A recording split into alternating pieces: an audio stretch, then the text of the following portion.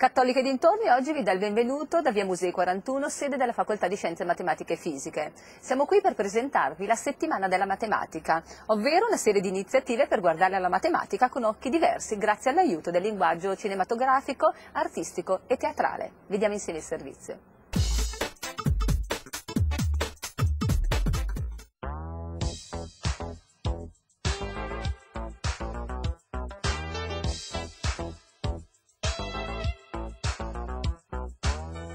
Come nasce l'idea di proporre a Brescia una settimana della matematica? Nasce perché non c'era, perché secondo me Brescia ha un grosso potenziale in questo senso ed è giusto, avendo innanzitutto una facoltà di scienze da molti anni e poi un potenziale, un numero considerevole di persone che si occupano, è giusto che la città di Brescia abbia la possibilità di fruire di una manifestazione di questo genere, proprio secondo me per ragioni di dimensione e di interesse di lavoro che c'è dietro, ecco. E quindi mi sembra giusto, visto che anche in altre città si fanno iniziative di questo genere, cercare di spingere perché anche a Brescia si potesse fare una cosa di questo tipo e speriamo visto che è la prima edizione, che abbia successo.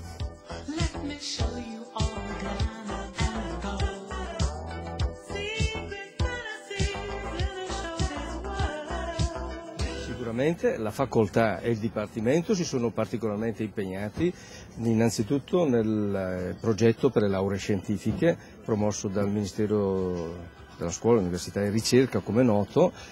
Secondo, ha promosso la disfida matematica lo scorso anno, che ha avuto un discreto successo, soprattutto un'adesione molto alta da parte degli studenti che si sono accorti che la matematica non è, tra virgolette, una disciplina impossibile,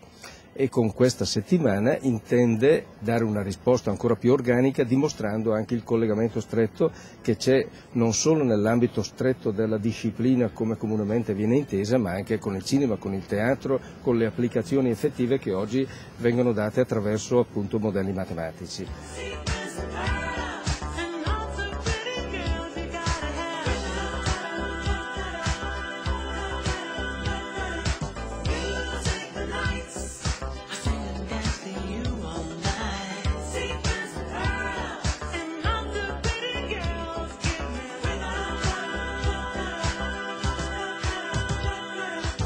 Ci è sembrato di cogliere questa prima edizione del progetto della Settimana della Matematica, di avvicinarla più alla cittadinanza offrendo delle location come la Sala dei Santi Filippo e Giacomo per la mostra, il Cinema Eden, il Museo delle Scienze in via Ozanam per le conferenze, quindi location di ampio accesso alla cittadinanza proprio per far sì che questa iniziativa venga ampiamente conosciuta, gli si dia successo con adesioni numerose e quindi anche per il Comune sia un modo per aiutare le famiglie a conoscere la necessità e la sete di laureati nelle materie scientifiche e quindi dare un contributo anche ai nostri giovani affinché più facilmente in un momento di crisi trovino il posto di lavoro.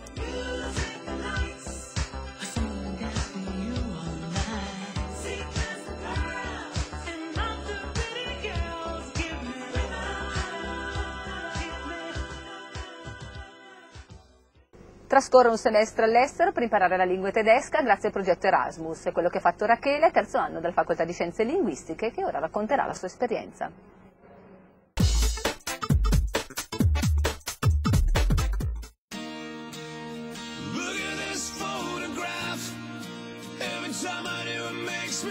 Die Sprache significa la lingua ed è il motivo che mi ha spinto ad andare in Erasmus a Klagenfurt, che è in Austria, quindi la lingua parlata è il tedesco. L'impatto con la lingua è stato difficile perché in primo tempo avevo difficoltà a capire il dialetto che viene parlato in questa zona, che è tipico, e quindi dopo un primo tempo di fatica a comprendere i miei compagni di corso e la tipa della spesa e tutti, ho ingranato e è stata una soddisfazione allucinante, soprattutto dal punto di vista della comprensione. Poi in lingua ho fatto gli esami del terzo anno di tedesco, ho dovuto fare tutto esattamente come i miei compagni tedeschi, io pensavo avrò degli aiuti, qualcosa più semplice, e invece è falso, però poi durante l'esame sicuramente hanno tenuto conto che ero italiana.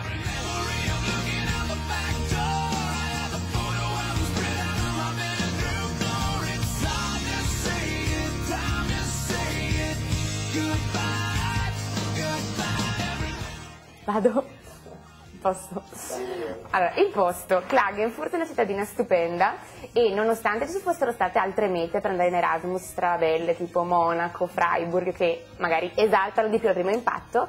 in realtà è una cittadina totalmente a misura di studente, che tipo mezzo di trasporto mio era la bici, quindi mi andava da Dio che le distanze da fare non erano poi tanto lunghe. Poi cose tipiche del posto che mi sono piaciute molto, la cucina, che vabbè, i dolci. Sono tornata a Natale che sembrava un bottolo, e poi vabbè io abitavo in uno studentato, che lo consiglio a chiunque vada in Erasmus rispetto all'appartamento, perché conosci un casino di gente con cui praticamente io avevo singola una stanza, una camera da letto col mio bagno, che condividevo con una ragazza indiana, e poi tutto il resto, cucina, salotto, quant'altro, in comune con tutti gli altri dello studentato, quindi vuol dire una socializzazione di una facilità. Poi, vabbè, io sono una persona socievole, però anche il più timido lì veramente.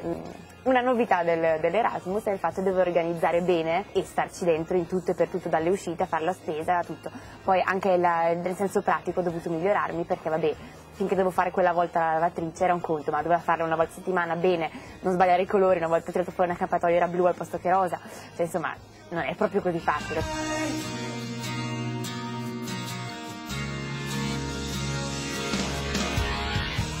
Vado. Allora, people, persone, elemento fondamentale per rendere l'Erasmus memorabile.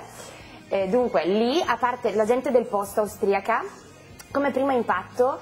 sembrano diffidenti, distaccate, che si fanno un po' i cavoli loro. Se tu gli dai un minimo di confidenza, ma da dirgli guarda non ho capito niente, gli appunti, ti si apriva un mondo, cioè disponibilissimi, gentilissimi, però devi avere tu il passo, il coraggio di andare lì, perché loro proprio zero. Però in particolare si crea il gruppone di persone con gli altri Erasmus, è inevitabile, anche perché fai conto, vivi nello studentato, Turchia, Giappone, Portogallo, Polonia, Spagna, Serbia, cioè di tutto, poi c'erano anche italiane, e quindi conosci un casino di gente, soprattutto nell'ambito feste, però poi ti si crea il gruppetto più affezionato, diciamo, con cui passi la maggior parte del tempo, che ti invitano in estate ad andare da loro e tu non li inviti da te perché è a Catreno del Colle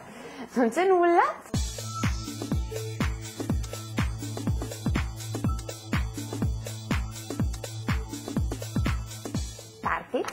Questa è una parola chiave dell'Erasmus, perché veramente lì te ne inventano di ogni, cioè proprio qualsiasi pretesto, vestiamoci tutti male e andiamo in un posto dove ci vestivamo, cose assurde che non ci trovano niente. Ogni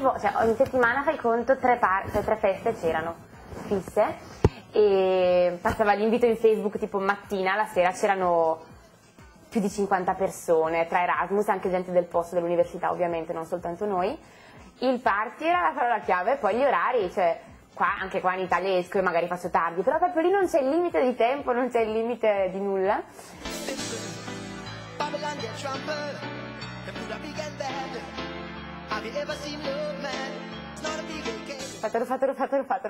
no, ve lo consiglio spassionatamente, esperienza proprio accrescitiva in tutti i punti di vista e formativa.